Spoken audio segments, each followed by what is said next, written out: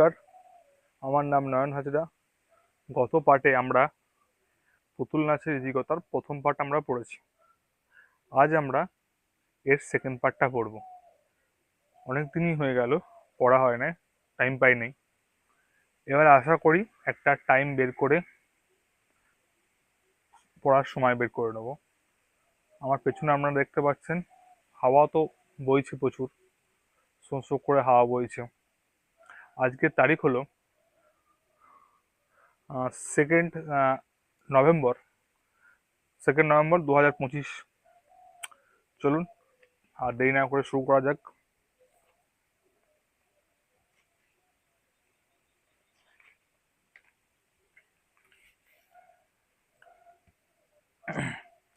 শশীর চরিত্রে দুটি সুস্পষ্ট ভাগ আছে।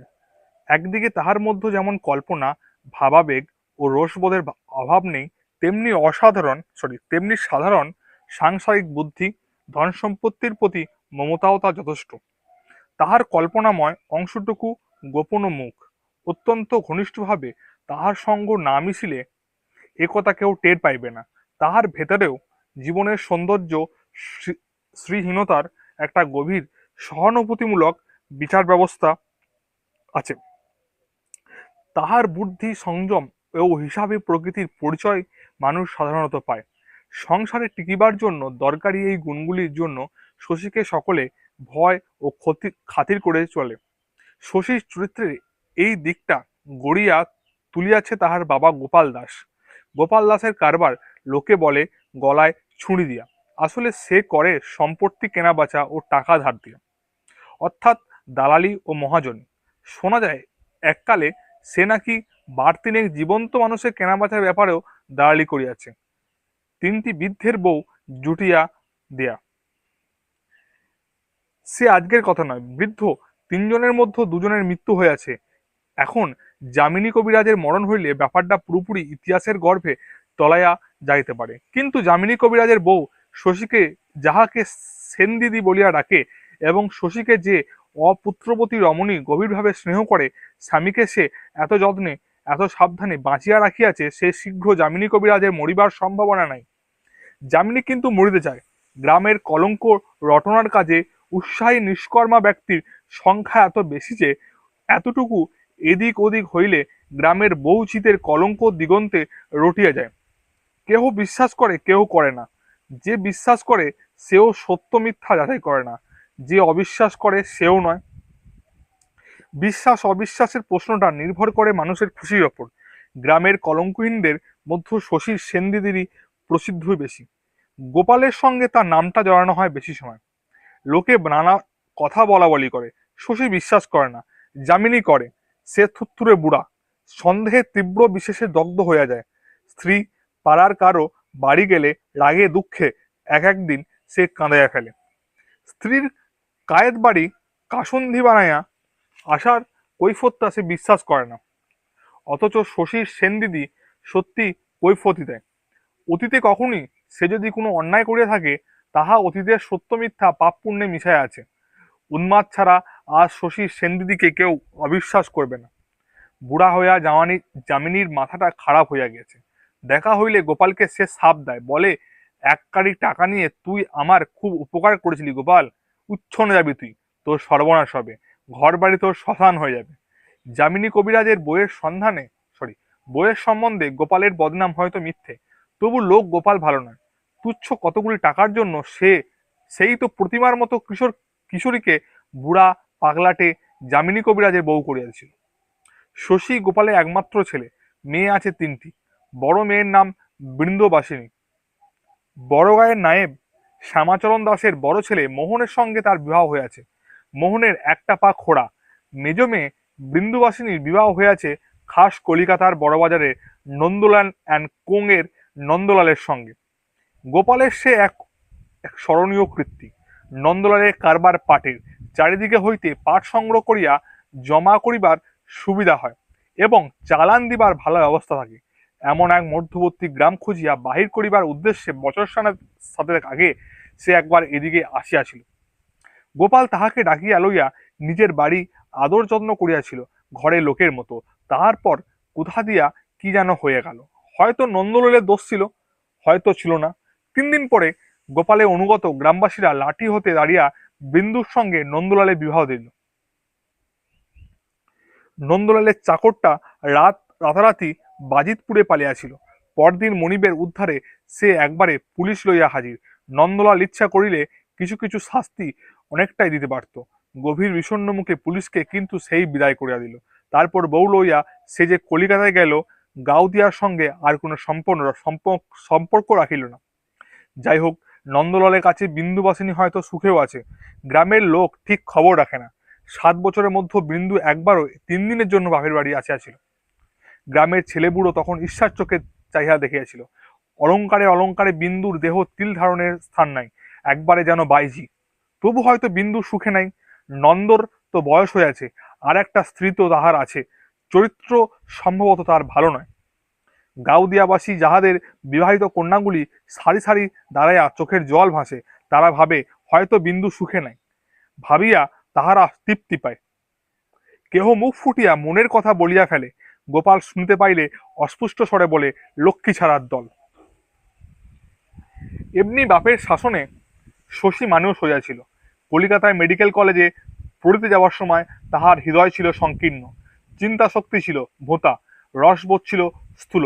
গ্রাম্য গৃহস্থের স্বকেন্দ্রীয় সংকীর্ণ জীবনযাপনের মোটামুটি একটি ছবি ছিল ভবিষ্যৎ জীবন সম্বন্ধে তাহার কল্পনার সীমা। কলিকাতা থাকিবার সময় তাহার অনুভূতির জগতে মার্জনা আনিয়া দেয় বই এবং বন্ধু। বন্ধুটির নাম হলো কুমোদ, বাড়ি বরিশালে, লম্বা কালো চেহারা, ব্যাপরা খ্যাপাটে স্বভাব। মাঝে মাঝে কবিতাও কুমুদ লিখত। কলেজে সে প্রায় যাইত না। হোস্টেলে নিজের ঘরে বিছানায় চিত হইয়া শুইয়া যত রাজ্যের ইংরাজি বাংলা নভেল পড়িত। কতকটার মতো হৃদয়গ্রাহী করিয়া ধর্ম, সমাজ, ঈশ্বর ও নারীর বিরুদ্ধে, বিশেষ করে 16-17 বছরের বালিকাদের বিরুদ্ধে যা মনে আসিয়া বলিত, আর টাকা ধার করিত শশীর কাছে। শশী প্রথমে মেয়েদের মতোই কুমুদের প্রেমে পড়িয়া গিয়েছিল। ওকে টাকা ধার দিতে না পাইলে সে যেন বর্তিয়া যাইত। কুমোদ প্রথমে তাহাকে বিশেষ আমল দিত না, কিন্তু তখন অনেক দুঃখ, অপমান ও অভিমান চুপচাপ সহ্য করিয়া শশী তাহার অন্তরজ্ঞতা অর্জন করিয়াছিল। সেটা তাহার অনুকরণ করার বয়স। এই একটিমাত্র বন্ধুর প্রভাবে শশী একবারে বদলিয়া গেল।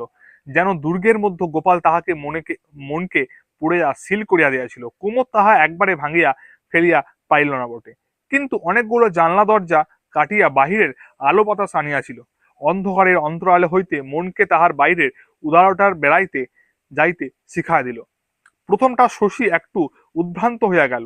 মাথা ঘামাইয়া ঘামাইয়া, জীবনকে ফেনাইয়া ফাঁপাইয়া মানুষ এমন বিরাট ব্যাপার করিয়া তুলিয়াছে, জানিবার এত বিষয়, উপভোগ করিবার এত বিষয়, বিজ্ঞান ও কাব্য মিশায় এমন জটিল, এমন রসালো মানুষের জীবন। তারপর গ্রামে ডাক্তারি করিতে বসিয়া প্রথমে সে যেন হাঁপাইয়া উঠিল। জীবনটা কলিকাতা যেন বন্ধুর বিবাহের বাজনার মতো বাজিতেছিল। সহসা স্তব্ধ হইয়া গিয়াছে। এইসব অশিক্ষিত নরনারী, ডোবা পুকুর, বনজঙ্গল মাঠ, বাকি জীবনটা তাহাকে এখানে কাটিতে হইবে নাকি? ও ভগবান, একটা লাইব্রেরি পর্যন্ত এখানে নাই। ক্রমে ক্রমে শশীর মন শান্ত হইয়াছে। সে তো গ্রামেরই সন্তান। গ্রাম্য নরনারীর মধ্যে গ্রামের মাটি মাখাইয়া, গ্রামের জলবায়ু শুষিয়া সে বড় হইয়াছে। হৃদয় ও মনের গড়ন আসলে তার গ্রাম্য। শহর তার মনে যে ছাপ দিয়াছিল তাহা মুছিবার নয়, কিন্তু সে শুধু ছাপ নয়, দাগা নয়। শহরে অভ্যাস যতটা পারে বাজায় রাখিয়া বাকিটা যে বিসর্জন করতে পারিল, কুমুদ বইয়ের কল্যাণে বহু বৃহত্তর আশা আকাঙ্ক্ষায় ক্রমে ক্রমে সে চিন্তা ও কল্পনাতে পর্যবসিত করিয়া ফেলিল। এত সুদূর পল্লীতে হয়তো সে বসন্ত কখনো আসিবে না, যাহার কোকিল পিয়ানো সুভাষ এসেন্সে দক্ষিণা ফেনার বাতাস। তবু শ্বশুর মনকে কে বাঁধিয়া রাখিবে? দীর্ঘ জীবন পড়িয়া আছে বিপুল পৃথিবী। আর শশী কামিনী ঝোপের পাশে ক্যাম্প চেয়ারে বসিয়া বাঁশঝাড়ের পাতা কাঁপানো, ডোবার গন্ধ ভরা ঝিরিঝিরি বাতাসে উন্মাদনা হোক। কোলের ওপর ফেলিয়া রাখা বইখানার 2 মলাটের মধ্যে কাম্য জীবনটি তাহার আবদ্ধ থাক। একদিন কেয়ারি করা ফুলবাগানের মাঝখানে বসানো লাল টাইলে ছাওড়া বাংলোর শশী খাঁচার মধ্যে কেনারি পাখির নাচ দেখিবে। দামি ব্লাউজে ঢাকা বুকখানা শশীর কাছে স্পন্দিত হইবে। আলো, গান, হাসি, আনন্দ, অভিজাত্য, কিসের অভাব থাকবে শশীর? কায়েত পাড়ার পর 3টি ভাগ অতিক্রম করিয়া শশীর বাড়ি। হারুর বাড়ি পথের একবারে শেষে। সেই হারু ঘোষ খালের ধারে বটগাছের তলে সেদিন অপরাহ্নে বজ্রঘাতে মারা গিয়েছে। মতির জ্বর কমে নেয়। সন্ধ্যার সময় শশী তাকে দেখিতে গেল। সারাদিন শশীর সময় ছিল না। সন্ধ্যার সময় হারুর বাড়িতে প্রদীপ জ্বলে নেয়। হারুর বউ মোক্ষদা, হারুর ছেলে পরাণের বউ কুসুমের ওপর ভারী খাপ্পা উঠিয়াছিল। ব্যাপারটা বুঝিয়া দেখো। গৃহস্থ বাড়ি, সন্ধ্যা আসিয়াছে, বাড়িতে একটা বউ আছে, অথচ সন্ধ্যাদীপ জ্বলে নেয়। গলায় দড়ি দিয়া বউটা মারিয়া যায় না কেন? কুসুম গিয়েছিল ঘাটে, ফিরিয়া আসিয়া জলের কলসি নামাইয়া ধীরে সুস্থে সে কাপড় ছাড়িল। তারপর জ্বলিতে গেল প্রদীপ। তাহার নির্লজ্জ দৃঢ়তা মোক্ষদা একবারে খাপিয়া তুলিল। কুসুমের হাত হইতে প্রদীপটা ছিনাইয়া লইয়া রান্নাঘরে গিয়া উনুনে পাটখড়ি ধারিয়া সে প্রদীপ জ্বালিল। তারপর তাড়াতাড়ি পার করিয়া গিয়া শুকনো উঠানে সে কেমন করিয়া পড়িয়া গেল কে জানে। কুসুম হাসিয়া উঠিল সশব্দে। তারপর আঁচলটা কোমরে জড়িয়া মোক্ষদাকে আর কোলে শূন্যে তুলিয়া শোবার ঘরের সামনে দাওয়ায় নামিয়া দিল। 23 বছরের বাঁজা মেয়ে, গায়ে তার জোর কম নয়। কিছুক্ষণ বাড়িতে আর কান পাতা যায় না। মোক্ষদা গলা ফাটিয়া সাপিতে থাকে। ছেলে কোলে বুচি ব্যাপার জানিতে আসিলে ছেলেটা তাহার জুড়ি দেয় কান্না। ওদিকের ঘরে বুচির মুহূর্ষ পিসি বিছানায় উঠিয়া বসিয়া আত্মস্বরে বলে থাকে, কি হলো রে ও বুচি, ওলো কুসুম, কি হলো রে? হে ভগবান, কেউ কি সাড়া দেবে? বড় ঘরে অন্ধকারে মতি শুয়েছিল। সেও তার ক্ষীণ কণ্ঠ যতটা পারে উঁচুতে তুলিয়া ব্যাপার জানিতে চায়। অপরিচিত শুধু কুসুম। দাওয়ার নিচে খানিকক্ষণ চুপচাপ দাঁড়িয়া সে মোক্ষদার গাল শোনে। তারপর রান্নাঘর হইতে একটা জ্বলন্ত কাঠ আনিয়া ঢুকিতে যায় শোবার ঘরে। আঘাতের বেদনা ভুলিয়া মোক্ষদা হাউমাউ করিয়া ওঠে। ও কি লো বউ, ও কি, ঘর ধরে আগুন দিবি নাকি? আগুন দেবো কেন মা, পিল সুজের দীপটা জ্বালাবো। উনুনে কাঠ এনে দীপ জ্বালাবি? দেখ বুচি দেখ, মেলছে হারামজাদি, ঘরের মধ্যে চিতা জেলে দিল দেখ। কুসুম চোখ পাকিয়ে বলে, গাল দিও না বলছি, অত করে দিও না। আমপা দেখছো না হাতে? কাঠ থেকে যদি দীপ জ্বালাবো, পাতা নিয়ে যাচ্ছি কি চিবি খাওয়া বলে নাকি? মোক্ষদা গলা নামিয়ে বলে, গাল তোমায় আমি দিনই বাছা, দিয়েছি মুচিকে। কুসুমকে এ বাড়ির সকলে ভয় পায়।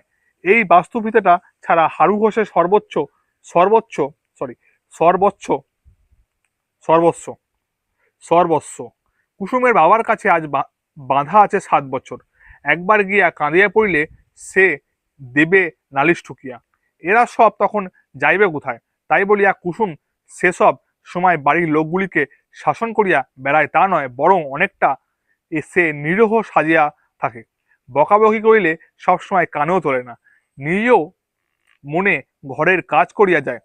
কাজ করিতে ভালো না লাগিলে খিড়কির দরজা দিয়া বাহির হইয়া গিয়া তালবনে তালপুকুরে ধারে ভূপাতিত তাল গাছটার গুঁড়িতে চুপচাপ বসিয়া থাকে। উনানে ডাল ভাত একটা কিছু চাপিয়া হয়তো যার। বাড়ির লোকে তাহার অনুপস্থিতি টের পায় পোড়া গন্ধে।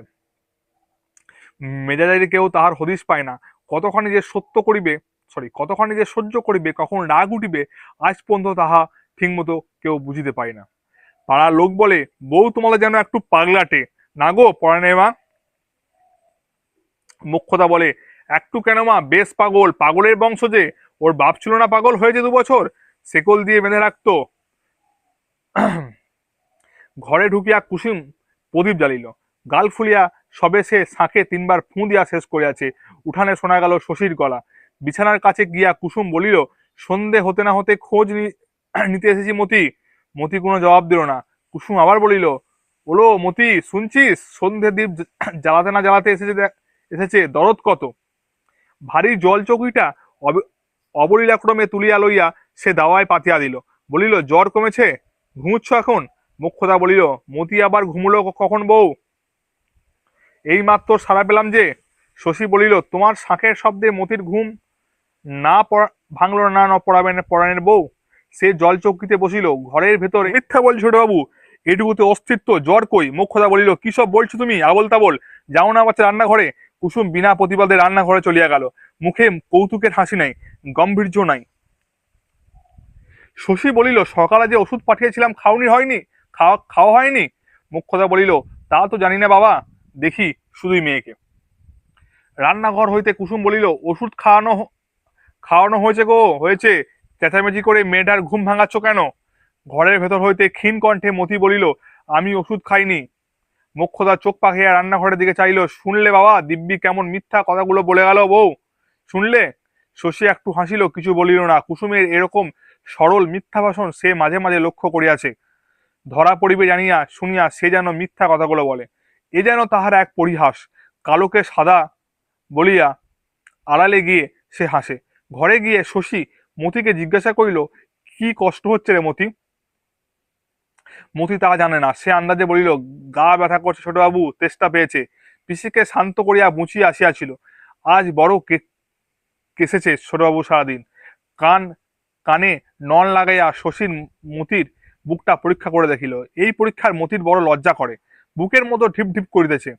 টেটোস্কোপের নল বাহিয়া তাহা সরিয়ে শশীর কানে পৌঁছায়। সে অবাক হইয়া বলে, নিঃশ্বাস বন্ধ করে থাকতে তোকে আর কে বলেছে মতি? জোরে জোরে নিঃশ্বাস নে। বুচি আলোটা উঁচু করিয়া ধরিয়াছে। শশীর মতির মুখের দিকে তাকায়। ভাঙা লণ্ঠনে রাঙা আলোতে মতির রং যেন মিশিয়া গিয়েছে। নিঃশব্দ পদে কুসুম যেন পেছনে পেছনে আসিয়া দাঁড়িয়েছিল। বুকে ওর কি হয়েছে? এত পরীক্ষা কিসের? একটু সর্দি বসেছে বলে মনে হচ্ছে পরানে বউ, গরম তেল মালিশ করে দিও। কুসুম ভীরু ভীরু কণ্ঠে বলে, সর্দি ঠিক তো ছোটবাবু? পরীক্ষকের রকম দেখে ভয়ে বুক কাঁপন লাগছে না মা? ক্ষয় রোগী বা ধরলো? ওলো মতি, বলিনি তোকে? বলিনি জ্বর গায়ে হাওয়ায় গিয়ে বসিস নে, ঠান্ডা লেগে মরবি? শশী বাইর হইয়া একটু বসে। মোক্ষদা তখন সবিস্তারে তাহাকে শোনায় তাহার আচার খাওয়ার বৃত্তান্ত। বলে, বউ আমাকে ঠেলে দিয়েছে বাবা, বউ নিয়ে হয়েছে আজ আমার মরণ। নিচু গলায় আবল তাবল অনেকক্ষণ মোক্ষদা বকে। হারু আজ মরিয়াছে দিন সাতেক। তার কথা উল্লেখ করিয়া সে এখন সুর করিয়া কাঁদে না, বারবার শুধু চোখ মোছে, গলাটা ধরিয়া আসে। স্বামীর শোকে ভিজিয়া আসা গলায় থাকিয়া থাকিয়া নিন্দা করে সে কুসুমের। শুনিয়া মনে হয় সবই বুঝি সত্য বলিতেছে। বুঝি চুপ করিয়া শোনে, কথাটাই বলে না, না দেয় না ছাড়া, না করে প্রতিবাদ। আর রান্নাঘরে শশীকে শোনাইয়া কুসুম করে যাত্রা দলের গান, টানা গান, গুনগুন শ্বশুরে, অস্পষ্ট ভীরু গলায়। সত্যি সত্যি পাগল নাকি কুসুম? তারপর রান্নাঘর হইতে বাহির হইয়া কুসুম কোথাও যাবে কে বলিবে?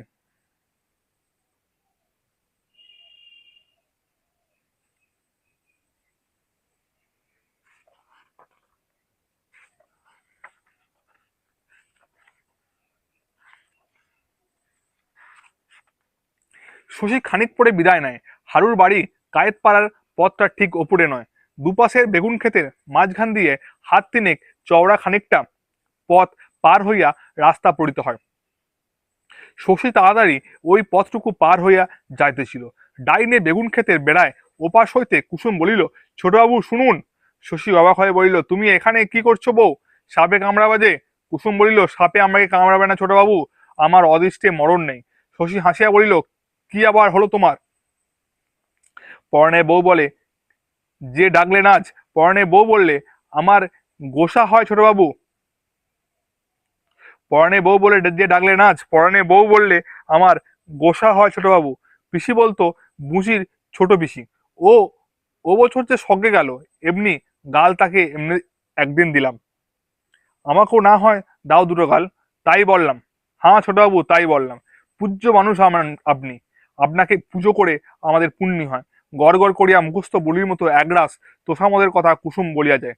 শুনিতে মন্দ লাগে না শশীর। কত বছর যে কুসুমের এমন পাগলামি দেখিয়াছে, ওর এইসব খাপছাড়া কথায় ব্যবহারে এই যেন মিষ্টি ছন্দ আছে। বাড়ি যাও বউ, ভাত পোড়া লাগবে। কাল আসবেন ছোটবাবু মতিকে দেখতে? আসবো। কেমন থাকে সকালে একবার খবর পাঠিয়ে দিও। হ্যাঁ, রোজ একবার এলেই হয়। জোর ভুগছে মেয়েটা, দেখা তো যাওয়া উচিত। কদিন আসেনি বলে বাড়ির সবাই কত কথা বলছে ছোটবাবু।